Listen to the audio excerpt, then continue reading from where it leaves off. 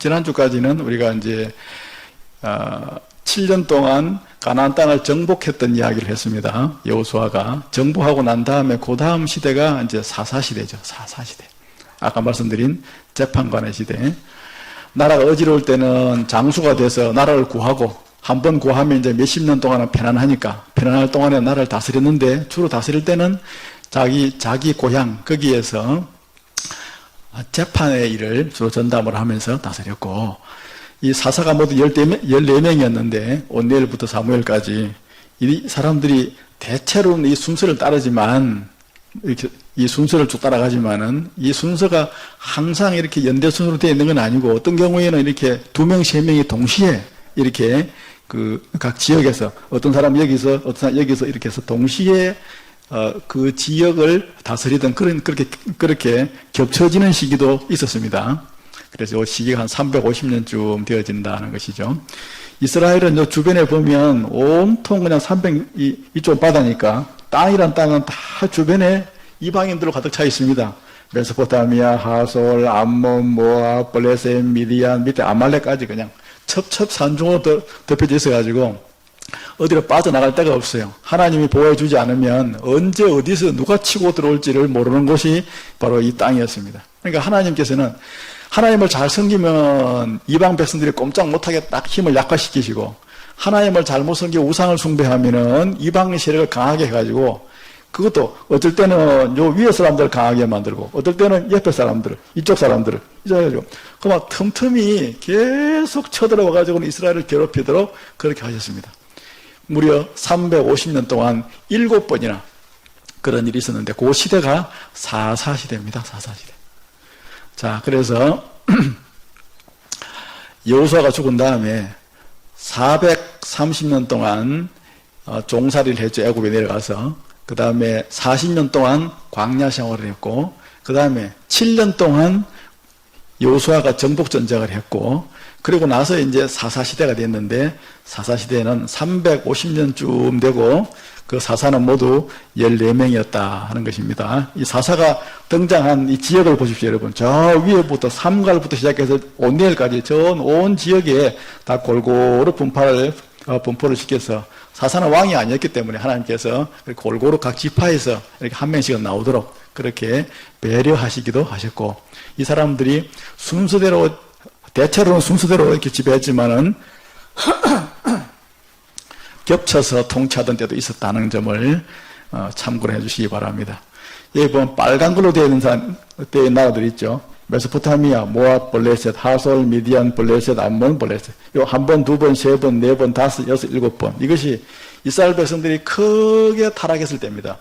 크게 타락했을 때 이런 나라들을 들어가지고 치면 온니엘이 이렇게 나라를 구하고 온니엘이 그 이후에 이스라엘의 사사가 되어서 통치를 하며 다스렸고 그 다음에 또 조금 있다가 또 더 크게 타락하면 모압이 쳐들어오고 메소포타미아가 위에서 이리 쳐들어오고 모압이 여기서 요리 쳐들어오고 그 다음에 블레셋이 여기서 요리 쳐들어오고 그 다음에 하솔이라고 하는 이 북부지방 여기서 밑에 쳐들어오고 미디안 이쪽 사우디아라비아 쪽 여기에 살던 나라들이 쳐들어오고 이때가 이제 기드온 때 있습니다. 기드온 이 중에서 이게 하솔이 쳐내려왔을 때는 여선지자 드보라가 활약했습니다. 사사 가운데 한 명은 드보라입니다. 드보라 여자가 있었습니다.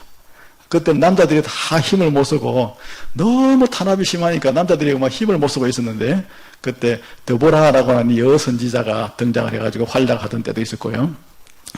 그 다음에 6번째 사사였던 이 아비멜렉이라고 하는 이 사람은 기돈의 아들이었는데 이거는 진짜 사사가 아니고 이거는 반대로 된 가짜 사사입니다. 이 사람은 이스라엘 백성을 구원한 게 아니라 이스라엘 백성들을 오히려 적으로 생각하고 자기가 그냥 이스라엘 백성들에게 해를 가하던 그런 사람이 아비멜렉이라고 하는 사람도 있었다 하는 것을 우리가 참고로 해놓으면 되겠습니다.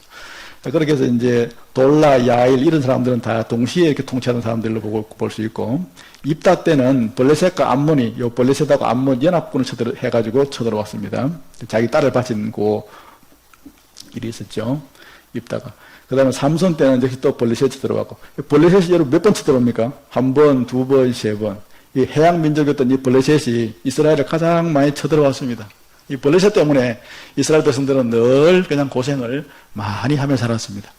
이 시대가 350년 7번이나 반복적으로 타락하고 또 타락하면 하나님께서 징계하고 징계하면 울면서 살려달라고 기도하고 기도하면 하나님께서 사사를 보내가지고 구원하고 구원하고 나서 또 한동안 또 잠잠하게 있다가 또 타락하고 우리가 살아가는 거 신앙생활하고 뭐 비슷한 점이 있잖아요.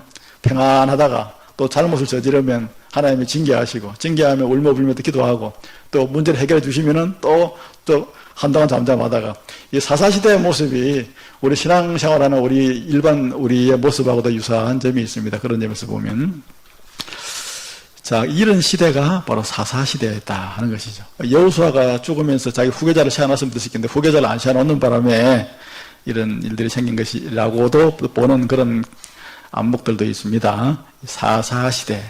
이 사사시대에 요 중간쯤 보면 요 기도원이라고 있죠. 기도원 사사. 이 정도 됐을 때는 사사시대 거의 한 중간쯤 되는데, 이때 이제 룻기라고 하는 이 성경의 내용이 이때 펼쳐집니다. 이 베들레헴에 살던 나오미 가족이 이 모압 땅으로, 이방 땅으로 이사를 가죠. 이제 흉년이 들어가지고 이사를 갔는데, 10년 만에 남편 죽고, 큰아들 죽고, 둘째 아들 죽고, 손주는 두 아들을 다 혼인을 시켰는데, 손주는 한 명도 없고, 정말 기가 막힐 일이죠. 그래가지고 이제 첫째 며느리는 돌아가고 둘째 며느리 롯만 이렇게 자기 시어머니 나오미를 따라서 베들레헴으로 돌아오죠. 예, 갔다가 이 모압에서 베들레헴으로 돌아와서 이 베들레헴의 유력자, 베들레헴의 대부호였던 보아스라고 하는 사람하고 이제 하나님의 인도하에 결혼하죠. 결혼해서 태어난 아이가 오벳입니다. 오벳이라고 하는 이 아들이 누구냐? 다윗의 할아버지죠, 할아버지. 오벳의 손자로 다윗이니까 룻은 다윗으로 치면 정조모에 해당합니다. 그러니까 다윗이 어떤 가문에서 태어나도록 준비되는가, 이것을 사사시대의 한 부분에서 살짝 한번 보여주면서 이제 그 다음 시대로 넘어갑니다.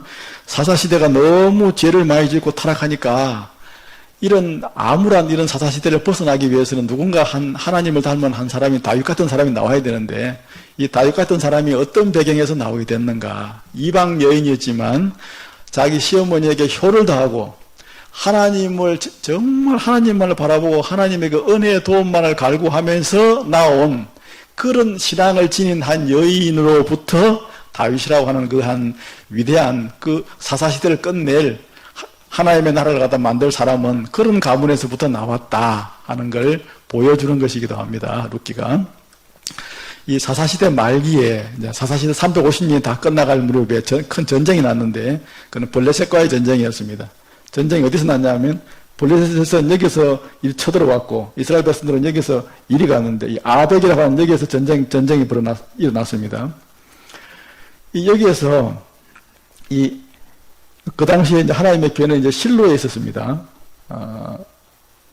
광야 생활을 거쳐서 가나안 땅에 들어오고 난 다음에 실로라고 하는 여기서 쭉 이제 천막을 갖다가 회막을 쳐놓고 여기다 모셔놓고 있었는데, 실로의 그 법궤를 이 전쟁터로 가지고 옵니다.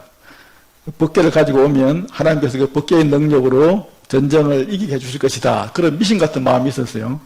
그 법궤가 왔는데 이스라엘 백성들하고 블레셋 사람들하고 법궤가 가지고 법궤가 들어온 이스라엘 백성들하고 싸웠는데 누가 이겼습니까? 이스라엘이 못 이기고 블레셋이 이겼는데, 이겨도 아주 크게 이겨버렸습니다. 이스라엘 백성들은 대패했습니다. 대패해가지고 나중에는 이 실로가 다 파괴됩니다. 그냥 이 사사시대 말기에 대패한 것도 대패하는 거지만 큰 문제가 일어났는데, 그건 뭐냐? 에베네셀로 옮겨왔던 이 실로의 그 하나님의 괴를 뺏겨버렸어요. 그래가지고 이 괴가 블레셋 사람들의 그 전리품이 돼가지고는 블레셋 땅으로 그만 들어가 버렸습니다. 그래서 아스도스로 갔다가 가드로 갔다가 에그론까지 세 도시를 뺑뺑 돌아다니는데 무려 7달 동안. 왜 이렇게 돌아다니느냐 하면은, 여기 갖다 놨는데 일어나 보니까 아침에 그 자기들의 그 신상이 넘어져가지고 목이 부러져 있고, 그래서 겁이 나가지고 일 옮기는데, 옮겨서 가는 데마다 그런 일이 일어나고 전염병이 생겨서, 그냥, 이 블레셋 사람들이 아주 그냥 막 굉장히 괴를 무서워했습니다. 그래서 7개월 만에 블레셋 이제 장로들이 다 방백들이 상의를 해가지고 안 되겠다. 이거는 정말 우리한테는 아주 우리가 감히 가질 수 없는 물건이다. 이래가지고는 그걸 갖다 교회를 다시 이제 돌려주기로 합니다. 그래 돌려주기로 해서 이 베세메스라고 하는 이곳으로 돌아옵니다. 돌아온 걸 기란 야림에다 딱 모셔놓고는 여기에다가 그 이후에 한 400년 가까이 있었습니다. 모셔놓은 걸 나중에 다윗이 이제 임금이 된 후에 요 후에 사울도 이때부터 시작해서 이제 사사시대 350년이 지나고 사울 40년이 지나고 다윗이 이제 통치할 때 그때 예루살렘으로 옮겨옵니다. 실로에 있다가 블레셋 땅에 갔다가 기란 야림에 갔다가 이렇게 예루살렘으로 왔다. 하나님의 이제 법궤의 그 이동 경로가 이런 일이 있었다 하는 걸 사사시대 말기에 이런 일이 있었습니다. 자, 그렇게 하고 난 다음에 이제 드디어 이제 사울이라고 하는 첫 번째 왕이 등장합니다. 지금까지는 사사시대였고, 이제 지금부터는 이제 왕정시대입니다. 이제 왕이 국가를 이루어서 다스리는 시대죠. 지금까지는 사사시대는 12지파들이 땅을 나누어서 각자 이제 지방 분립을 해가지고 분권 통치를 하고 있었는데, 지금은 중앙 집권 통치죠. 이제 왕정 시대니까 사울, 다윗, 솔로몬 이 세 명의 왕을 남북 전체가 한 나라가 되어지는 통일 왕국 시대라 이렇게 말하고요. 솔로몬 이후부터 나라가 나눠졌으니까 분열 왕국 시대라고 이야기합니다. 사울은 이 땅 가운데 어디 사람이냐면 이 정도 되는 곳에 보면 기브아라고 있는데 여기 출신입니다. 이 베냐민 땅인데 베냐민 지파 자체가 작은 지파거든요. 여기 사람이었는데 여기서 나중에 사무엘에 의해서 요구에 있는 미스바라고 하는 여기서 해서 왕으로 추대가 됩니다. 이제 왕으로 추대만 됐지 정식 왕으로 등극을 못 하고 있었는데 무슨 일이 있었냐면은 이 암몬 왕이 여기 있던 암몬 왕이 요 위에 있는 길르앗 야베스를 갖다가 이게 쳐들어왔어요. 여기를. 이 쳐들어왔을 때 길르앗 야베스 사람들을 내가 너희를 갖다가 눈을 다 뽑아버리겠다. 이렇게 협박을 하니까 이 길르앗 야베스 주민들이 겁이 나가지고는 살려달라고 이제 왕으로 추대된 사람이 그 당시에 사울이니까 사울한테 급히 전령을 보냅니다. 사울이 그 이야기를 듣고는 이스라엘에다가 파발을 떼와가지고는 군사들이 끌고 가서 이 길르앗 야베스 주민들을 다 구출합니다. 쳐들어왔던 이 암몬왕 나하스를 다 물리쳐버리죠. 그렇게 하고 나서 이제 다시 이제 돌아와가지고는 요 길갈이라고 하는 곳에 여기까지 와서 길갈은 신성한 장소니까 여기에서 정식으로 이제 왕이 됩니다. 왕이. 여기서 이제 사울이 이제 왕으로 등극을 딱 합니다. 등극을 해서 사울은 이제 그때부터 이제 왕으로 다스리기 시작하는데 사울이 전쟁을 참 잘 치르고 또 이스라엘 백성들을 많이 이렇게 구조를 많이 했습니다. 그래서 옆에 있었던 모압, 암몬, 에돔, 또 소바, 블레셋과의 전투를 막 치르면서 평생 전투를 치르면서 승리도 많이 했습니다. 많이 했는데 이제 큰 실수를 두 가지를 하죠. 이 블레셋과의 전투에서 한 번 하고 나중에 아말렉과의 전투에서 한 번 합니다. 블레셋과의 전투에서는 이 제사장이었던 사무엘이 해야 될 일을 자기가 임의로 하다가 번제를 갖다 드리는 것은 자기는 하지 못할 일이었는데 그 고난을 침범하다가 하나님께 1차로 큰 경고를 받고 일단 버림을 받습니다. 나중에 이제 아말렉과 전투에서는 아말렉 사람들을 다 죽이라 했는데 다 죽이지 않고 살려둬요. 그 바람에 완전히 그냥 사울이 하나님으로부터 이제 버림을 받고 이 다음에 왕은 내 아들이 아니라 다윗이 될 것이다 하는 이런 예언의 말씀을 듣게 되어집니다. 그리 하고 있다가 40년쯤 지났을 때 그래도 하나님께서 금방 안 버리시고 한 40년은 통치하게 만들었어요. 그리 하다가 40년 후에 블레셋 사람들이 쳐들어왔는데 또 어디로 쳐들어왔냐면 요 위에 있는 길보아 산이라고 하는 여기 일이 쳐들어왔습니다. 여기에 전투가 벌어져가지고 여기에서 이제 결국은 사울과 사울의 그 세 아들이 다 한꺼번에 다 죽고 사울도 그 전투에서 패배하고 자결하게 되어집니다. 자결을 했는데 그 목만 떼가지고 앞비리고 시신을 갖다가 요 밑에 보면 요 갈릴리 호수 바로 밑에 보면 벳산이라는 곳이 있는데 이 벳산 성벽에다가 그 시체방 거기다 이렇게 걸어 놓습니다. 그러니까 그걸 옆에 있던 길르앗 야베스 주민들이 40년 후에 40년 전에 그 은혜를 갖다 기억하고 이 밤에 이 벳산으로 가져온 장정들이 그 시신을 거두어 와서 길르앗 야베스 여기에서 장례를 치러줍니다. 휴대폰을 빨리 끄세요. 휴대폰을 끄세요. 휴대폰을 꺼주세요.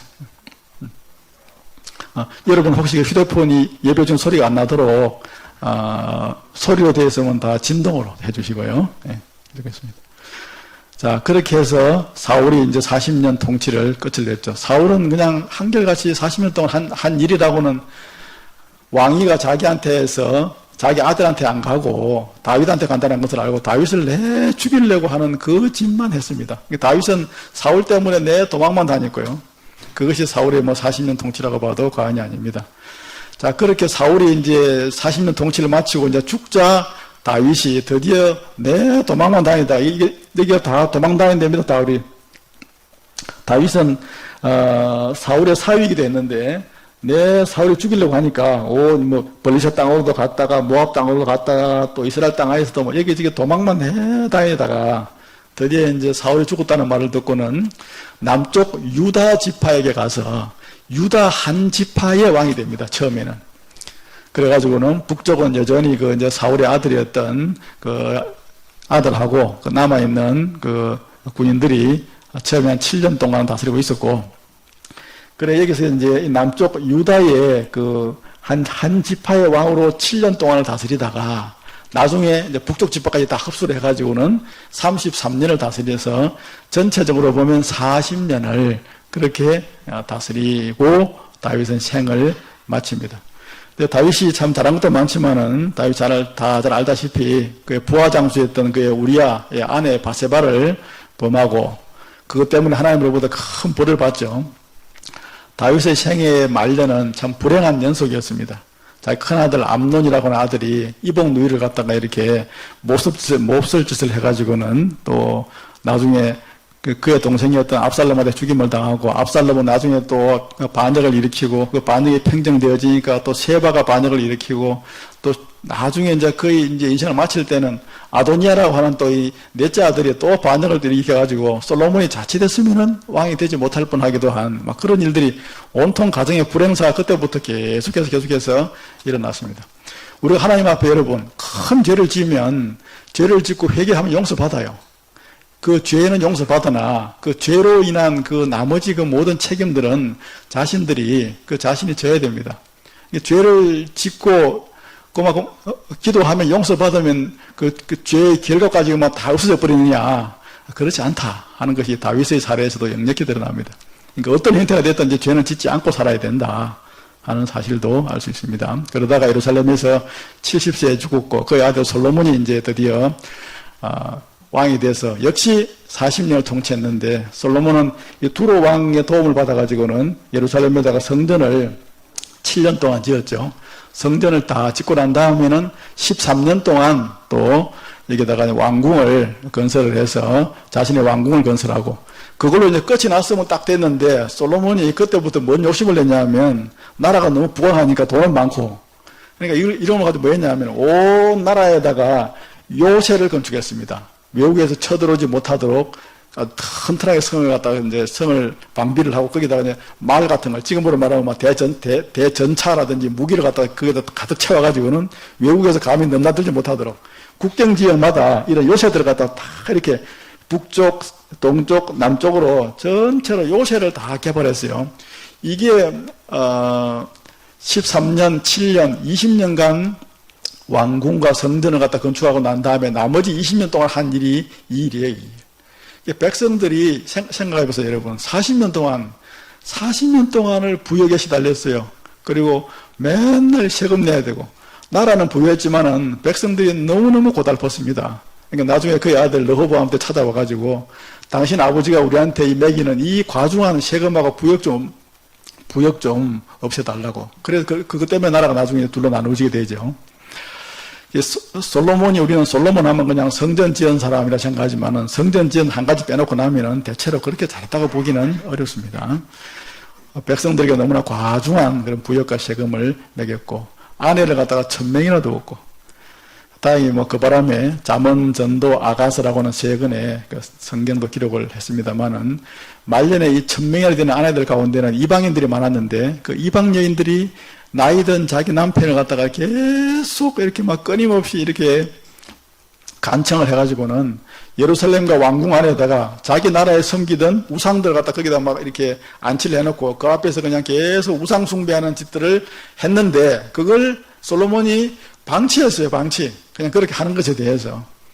아내가 뭐 한두 명도 아니고 그 많은 젊은 아내들이 그런 짓을 하니까 그 바람에 하나님께서 대노하셔가지고는 네가 내 성전을 지어준 것, 네 아버지 다윗이 나한테 한 것 때문에 네 나라에서는 내가 나라를 놔두겠다. 그러나 네 아들 내가 가면 나라를 내가 뺏어가지고 전부 다 뺏지는 않고 내가 은혜를 베풀어서 네 아버지 다윗을 보고 한 지파는 주겠다. 그게 유다 지파였습니다. 그래서 솔로몬이 죽고 난 다음에 나라가 뭐 둘로 나누어져 버렸죠. 솔로몬이 그 우상 숭배를 방치하지만 하더라면은 그런 나라가 둘로 나누어지는 일은 없었을 것이다 하는 것을 알 수 있습니다. 여기까지가 이스라엘의 왕정시대, 통일왕국 시대에 관한 그런 내용입니다. 성경을 우리가 지도를 통하여 이렇게 한 번 더 반복해 보죠. 구약 성경 자체를 통해서 한번 반복을 해보고 계속 반복해서 이렇게 여러분들에게 말씀을 드리니까 꾸준히 잘 참석해 주시기 바랍니다.